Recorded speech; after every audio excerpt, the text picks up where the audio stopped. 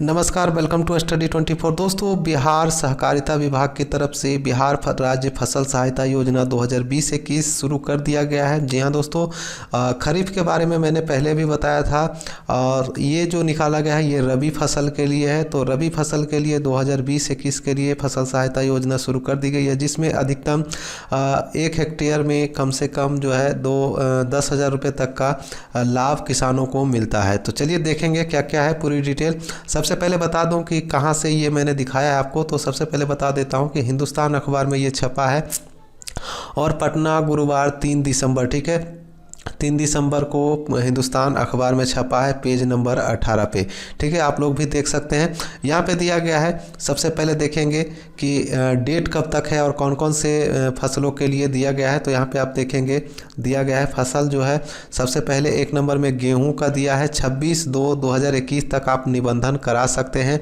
और लाभ ले सकते हैं। अगर आपने मक्का की खेती की थी तो उसके लिए 26 फरवरी 2021 तक आप आवेदन कर सकते हैं। और तीसरे नंबर पे है चना के लिए, तो 31 जनवरी 2021 तक आप आवेदन कर सकते हैं। और चौथे नंबर पे है मसूर, तो मसूर के लिए 15 फरवरी 2021 तक आप आवेदन कर सकते हैं। और ये है 5वें में है अरहर, अरहर के लिए 28/3/2021 तक आप आवेदन कर सकते हैं। और राई सरसों के लिए 31/12/2020 तक आप आवेदन कर सकते हैं। और वहीं गन्ना की बात करें ईख की, तो 28 फरवरी 2021 तक आप आवेदन कर सकते हैं। प्याज के लिए 15 फरवरी 2021 के लिए 21 तक आप आवेदन कर सकते हैं। आलू के लिए 31 जनवरी 2021 तक आप आवेदन कर सकते हैं। तो ये लास्ट डेट आप लोगों ने देख लिया।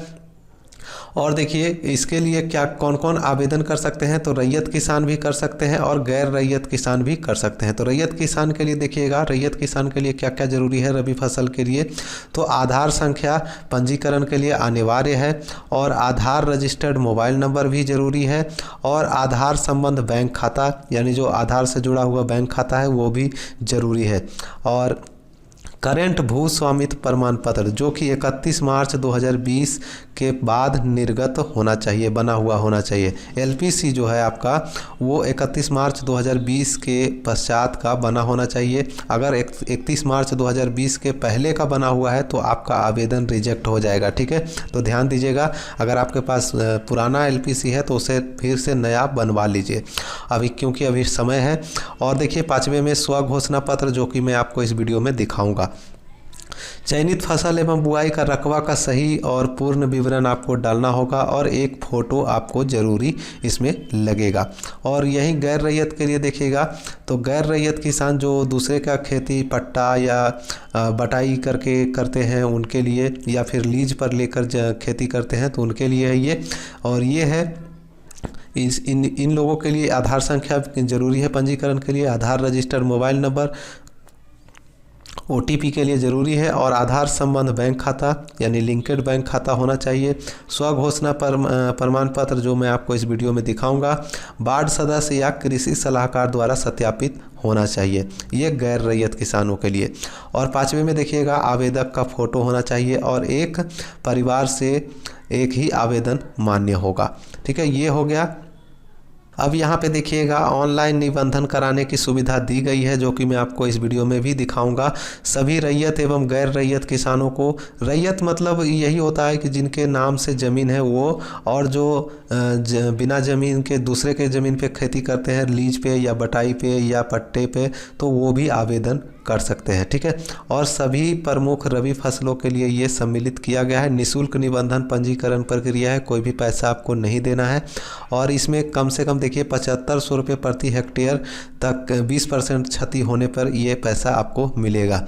और ये देखिए 10,000 रुपये प्रति हेक्टेयर के हिसाब से 20% से अधिक अगर क्षति हुई है तो 10,000 रुपये से प्रति हेक्टेयर ये आपका पैसा मिलेगा। और ये देखिए यहाँ पे दिया गया है गैर रैयत और गैर रैयत अथवा दोनों श्रेणी में पंजीकरण आवेदन सुविधा की दी गई है। यानी अगर आपके नाम से कुछ भूमि है, ठीक है। और अलग से आप बटाई भी करते हैं या लीज पे या पट्टे पे भी भूमि खेती करते हैं तो आप दोनों श्रेणी में आवेदन कर सकते हैं, यहाँ पे दिया गया है। ठीक है, या फिर सिर्फ अपने भूमि पे ही कर सकते हैं या फिर लीज वाले पे भी कर सकते हैं या दोनों पे भी कर सकते हैं। ठीक है, अब यहाँ पे दूसरे नंबर पे है एक फसल से ज़्यादा फसलों की चयन की सुविधा है। अगर आपने एक से ज़्यादा फसल की खेती की थी और नुकसान हुआ है तो आप इसमें दोनों फसलों को सम्मिलित कर सकते हैं एक साथ।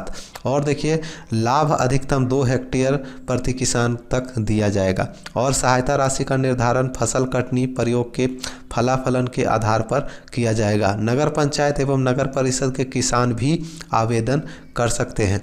अब देखिएगा,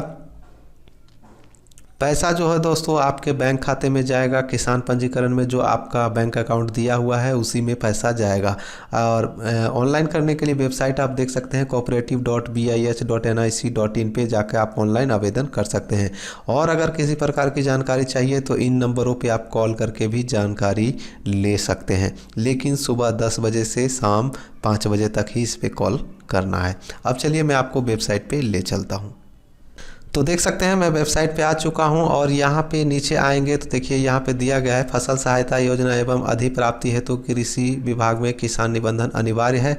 तो यहाँ पे देखिएगा, नीचे आइएगा तो यहाँ पे आपको आवेदन करने का लिंक दिया गया है, लेकिन कुछ दिशा निर्देश हैं जो सबसे पहले ध्यान दे दीजिएगा तो अच्छा रहेगा।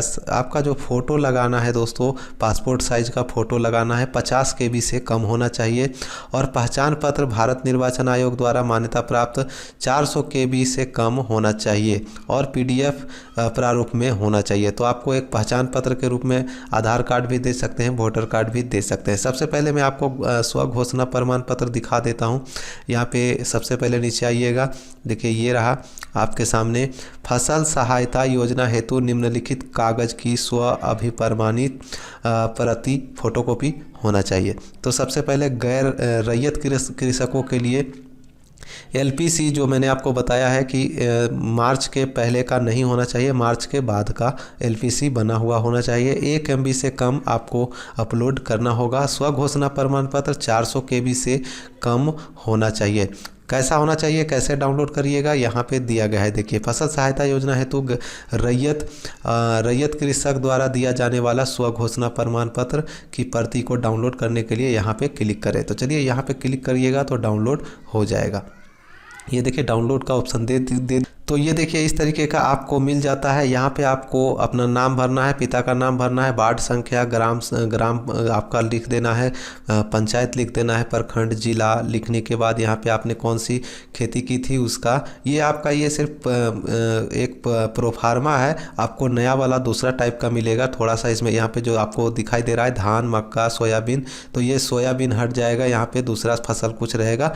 तो आपको ये नया वाला अभी अपलोड नहीं किया है, 2-4 दिन में हो सकता है अपलोड कर दिया जाएगा, क्योंकि अभी तो अखबार में ही आई है। तो यहाँ पे इस तरीके का रहेगा, आपको यहाँ पे हस्ताक्षर अंगूठे का निशान कर देना है और इसको अपलोड करना होगा। और आपके पास अगर LPC नहीं है तो LPC बनवा लीजिएगा। देखिए मेरा भी जो है LPC पुराना हो चुका है। यहाँ पे मैं आपको दिखा दूं कि यहाँ पे LPC जो है मेरा भी पुराना हो चुका है, तो इसे बनवाना होगा। तो फिर मैं नया बनाकर आवेदन करूँगा। तो LPC आप लोग भी बना लीजिएगा, आपके पास अभी समय है। ये तो मैंने आपको दिखाया रैयत का। अब देखिए गैर रैयत वालों के लिए भी स्व घोषणा प्रमाण पत्र यहाँ से डाउनलोड कर सकते हैं। ठीक है, गैर रैयत वाले यहाँ से देखिए क्लिक करिएगा तो ये डाउनलोड आपका हो जाता है। ये देखिए आपको इस टाइप का आपको मिल जाएगा। इसमें भी सेम टू सेम यही है और यहाँ पे थोड़ा सा बदलाव किया गया है। यहाँ की गैर रैयत वालों को किसान सलाहकार वार्ड सदस्य के द्वारा यहाँ पे सत्यापित करवाना होता है, तो ये करवा कर इसे अपलोड करना होगा। ये गैर रैयत जो कृषि करते हैं दूसरे के खेत पे। और अब देखिएगा जो गैर रैयत कृषक हैं और खुद भी अपना भी ज़मीन है और दूसरे की ज़मीन पे भी खेती करते हैं, उन लोगों के लिए देखिए यहाँ पे दिया गया है। इसको डाउनलोड कर लीजिएगा और डाउनलोड करने के बाद यहाँ पे नीचे दिया गया है, यही सब सेम टू सेम स्व घोषणा प्रमाण पत्र है। इसे भरकर आपको अपलोड करना होगा। तो आप यहाँ पे ध्यान दीजिएगा। तो देखिए अभी 2020-21 वाला अपडेट नहीं किया है, तो अभी आवेदन आपको नहीं करना है, ठीक है, क्योंकि ये अभी अपडेट नहीं हुआ है। हो सकता है 1-2 दिन में अपडेट करेगा तब आप आवेदन कर पाएंगे।